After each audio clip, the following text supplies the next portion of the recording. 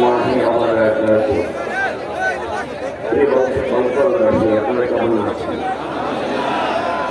الحمد لله وحده والصلاة على من لا نبي بعده وعلى آله وصحبه أجمعين.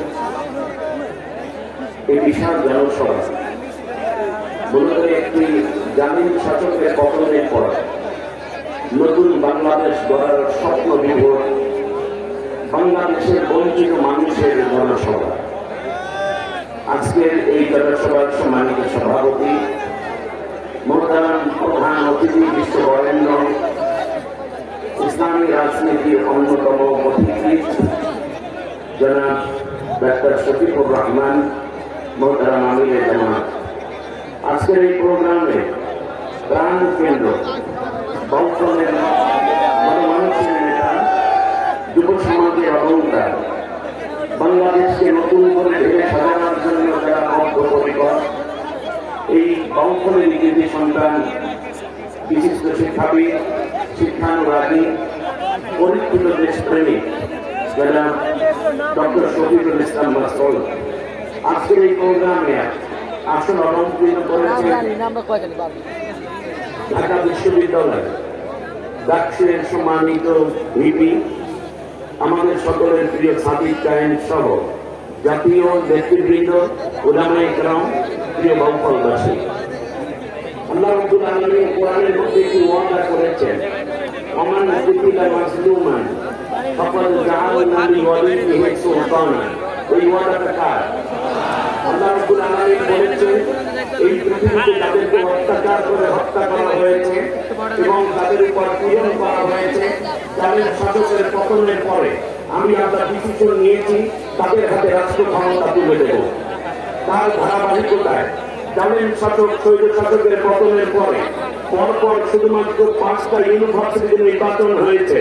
নতুন প্রজন্ম, উচ্চ শিক্ষিত প্রজন্ম, ছাত্রছাত্রীরা সিদ্ধান্ত নিয়েছে ওই মাজলুম সংগঠনটি তারা তাদের প্রিয় সংগঠন হিসাবে এই শিক্ষিত সমাজ, শিক্ষিত ছাত্রছাত্রীরা ভোট দিয়ে পূর্ণ প্যানেলে 5টি ইউনিভার্সিটিতে ছাত্র সংসদে বিজয় দান করে তারা প্রমাণ দিয়েছে আল্লাহ আয়াত প্রথম তা বাস্তবায়ন করার সুযোগ পেয়েছে। দেখতে হবে।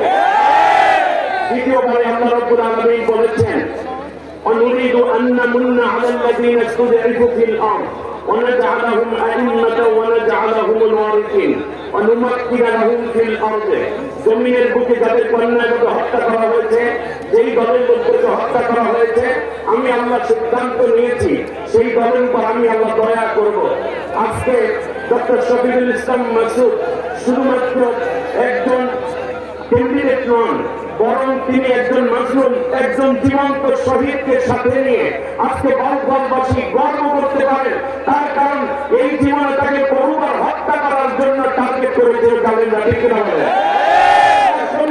প্রায় একটি সন্তানকে পৃথিবীতে আসার আগেই হত্যা করেছিল জালিমরা।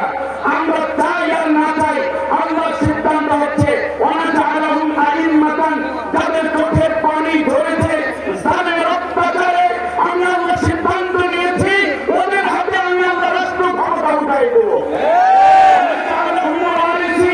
এবং রাষ্ট্রের পূর্ণ উত্তরাধিকারী তাদেরকে দিয়ে ওয়ানুমাক্কিনা লাহুম ফিল আরদি, জমিনের বুকে আমি তাদেরকে শক্তিশালী করে দিব। প্রিয় বংশবাসী, আমার শেষ কথাটা হচ্ছে এই যে যখন নির্বাচন আসে তখন অনেকে অনেক কিছু দেওয়ার কথা বলে। স্বাধীনতার 54 বছর অনেকে অনেক কিছু দিয়েছে, কেউ সোনার বাংলা, কেউ রূপসী বাংলা, কেউ সবুজ বাংলা, কেউ ডিজিটাল বাংলা, কেউ দিতে চেয়েছিল স্মার্ট বাংলা।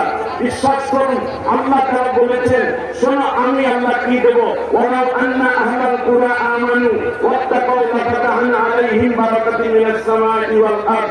তোমরা যদি জমিনের বুকে সৎ লোকের শাসন কায়েম করো আর যদি জমিনের উপরে আমি আল্লাহর কোরআনের আইন বাস্তবায়ন করো, নেককারদেরকে যদি শাসক বানাও, তাহলে আমি আল্লাহ ওয়াদা করলাম আসমানের যত বরকতের দরজা আর জমিনের মধ্যে হীরার খনি, স্বর্ণের খনি, তেলের খনি, গ্যাসের খনি সহ যত নিয়ামতের দরজা আছে সব দরজা আমি তোমাদের জন্য খুলে দেবো।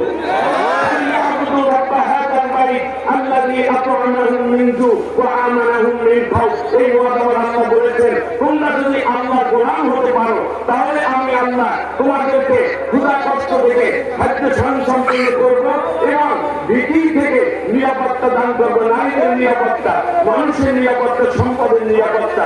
একেবারে পরিস্থিতি কথা হলো আমাদেরকে অনেক কিছু দেওয়ার কথা বলতেছেন আপনারা। আমাদেরকে এর আগে বহু নেতারা এই দেবে বলে বাংলার মানুষকে ধোঁকা দিয়েছে।